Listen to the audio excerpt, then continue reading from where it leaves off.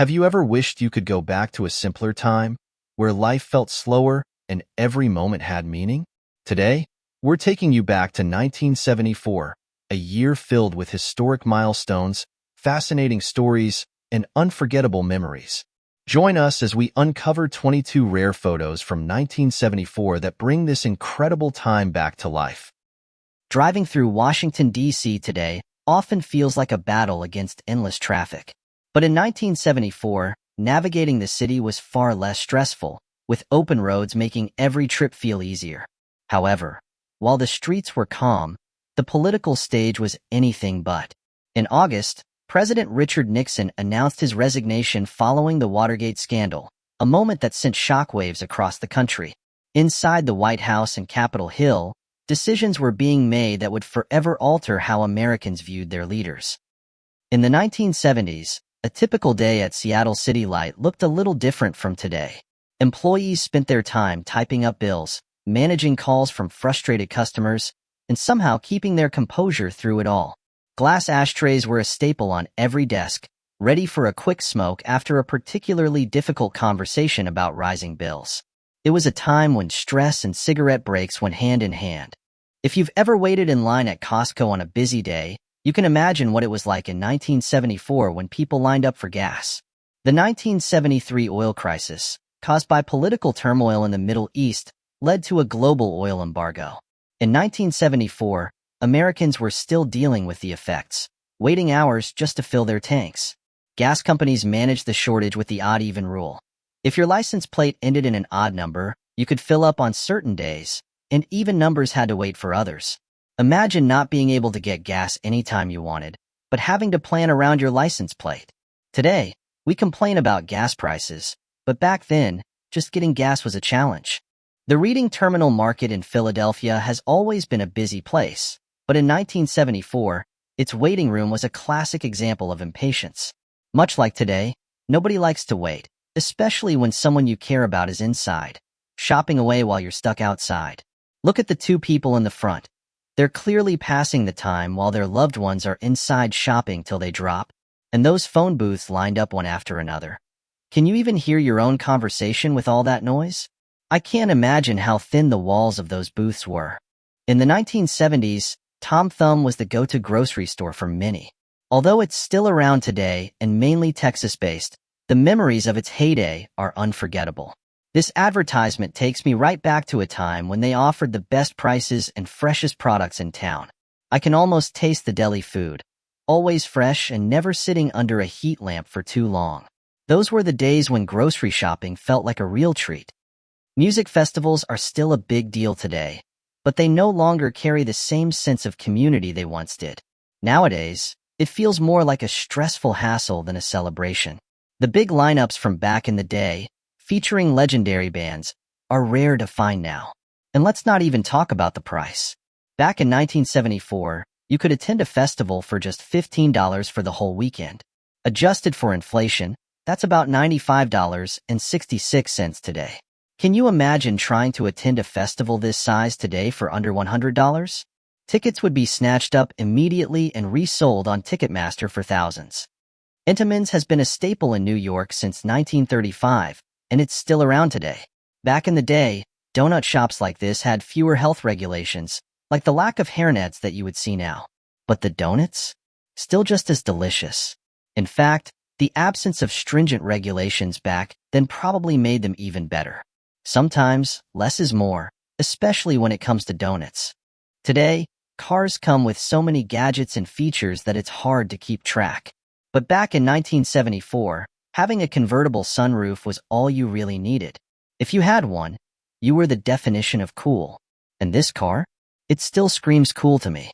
Plus, with room for 5 people, you could take your entire crew along for the ride. Shopping simpler times. In the 1970s, grocery shopping was a simpler, more personal experience. You'd walk through the store aisles with your cart, carefully picking out fresh produce and pantry staples before heading to the checkout. There were no self-checkout lanes or online shopping, just friendly cashiers who often knew you by name. Many grocery stores were locally owned, fostering a sense of community that's hard to find today. And the best part? A full cart wouldn't drain your wallet. Groceries were affordable, making shopping not only necessary but enjoyable. Times Square then and now. Times Square today feels overwhelming with its towering digital billboards and relentless crowds. But in 1974, it had a charm all its own. Sure, it was busy, but you could stroll through, catch a Bruce Lee triple feature at the theater, and maybe even pop into a museum. It wasn't just a tourist trap, it was a part of everyday New York life. Passaic Pride. Here's a snapshot of school spirit from the 1970s. Students from Passaic High School in New Jersey are cheering on their team, the Indians, during what looks like a big game. Pom-poms bigger than your head wave in the air, while some students wear face paint to show their team pride. Back then, things were simpler, and moments like these brought the whole school together.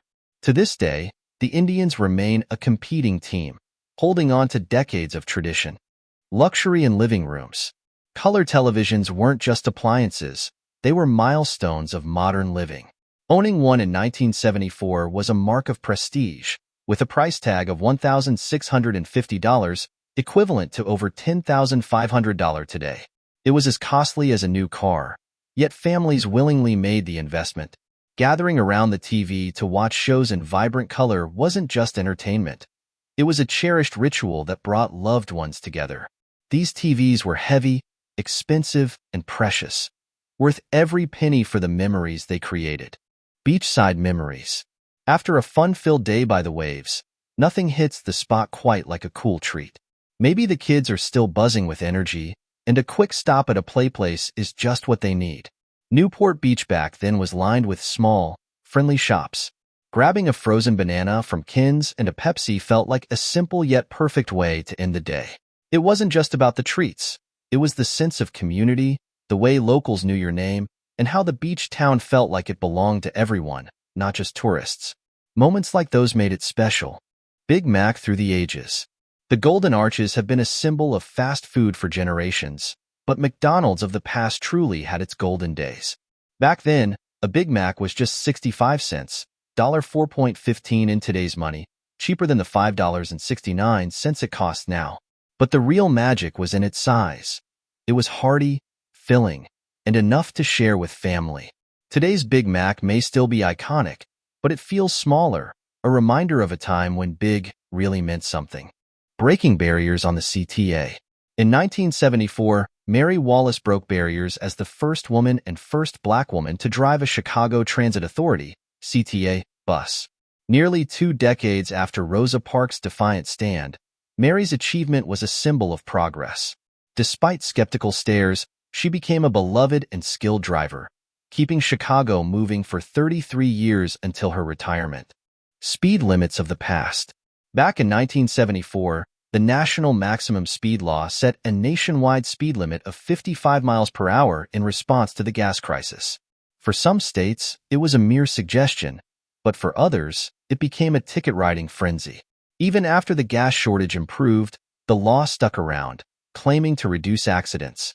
It wasn't until 1987 that the limit crept up to 65 miles per hour, and by 1995, it was completely repealed. Now, cruising at 70 miles per hour or higher feels like the norm. Dunkin through the decades. Dunkin' Donuts has always been a symbol of American mornings, even back in the 1970s.